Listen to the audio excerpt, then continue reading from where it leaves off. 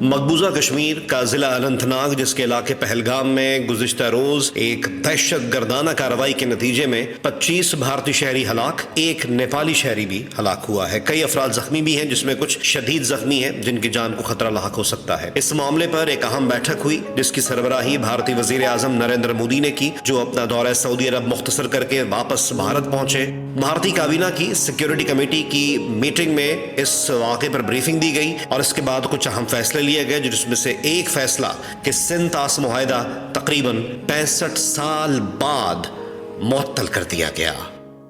سندھ طاس معاہدہ، جسے انگریزی میں انڈس واٹر ٹریٹی کہا جاتا ہے، 1960 میں ہوا تھا۔ اس کو دنیا میں ایک کامیاب معاہدہ قرار دیا جاتا ہے، کیونکہ باوجود اس کے کہ دونوں ممالک میں کئی جنگیں ہوئیں، 65 کی جنگ دیکھی جائے، 71 کی جنگ دیکھی جائے، اس کے بعد کارگل وار دیکھی جائے، اور اس کے بعد ریسنٹ پولیٹیکل اور دیگر ٹینشنز برقرار رہتی ہیں بھارت اور پاکستان کے درمیان، اس کے باوجود یہ معاہدہ کامیابی سے آج تک چل رہا تھا، جو اب سے چند لمحات پہلے معطل کر دیا گیا ہے۔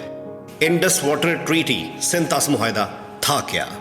انڈس واٹر سسٹم، ظاہری بات ہے پارٹیشن کے بعد اس کا بھی بٹوارہ ہونا تھا، جو بھارتی پنجاب اور پھر پاکستان میں سندھ تک جاتا ہے۔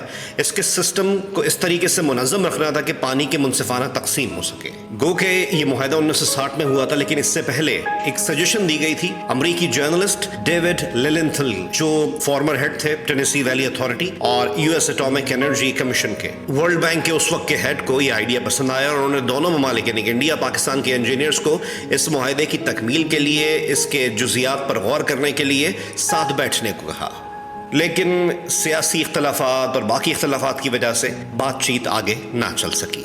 1954 کے بعد ورلڈ بینک نے خود ایک سجیشن پیش کیا، جس کے بعد مزید چھوٹے چھوٹے سٹیپس میں بات چیت چلتی رہی۔ بالآخر 19 ستمبر 1907 انڈس واٹر ٹریٹی پر سائن ہوئے، سندھ طاس معاہدے پر سائن کر دیے گئے۔ دستخط کنندگان میں پاکستان کی طرف سے صدر جنرل محمد ایوب خان، بھارت کی طرف سے بھارتی وزیر اعظم جواہر لال نہرو اور بطور ضامن ورلڈ بینک کی طرف سے سر ولیم اینگس بوائڈ نے سائن کیے۔ اس معاہدے کے تحت ایسٹرن ریورز یعنی مشرقی دریا بھارت کے حصے میں آئے، جن میں ستلج، بیاس اور راوی تھے۔ مغربی دریا یعنی ویسٹرن ریورز پاکستان کے حصے میں آئے، جس میں سندھ، جہلم اور چناب دریا شامل تھے۔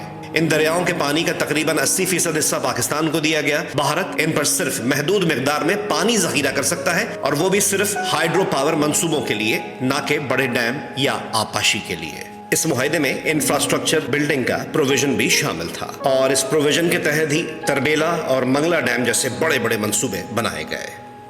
ایک کمیشن کا قیام بھی عمل میں آیا، جس میں دونوں ممالک بھارت اور پاکستان کی طرف سے ایک ایک نمائندہ شامل ہوتا ہے۔ یہ کمیشن ریگولر میٹنگز کرتا ہے، اور کچھ ٹیکنیکل معاملات یا اگر کوئی دوسرے تنازعات ہوتے ہیں تو اس کے حل کے لیے اس میٹنگ میں بات چیت کی جاتی ہے۔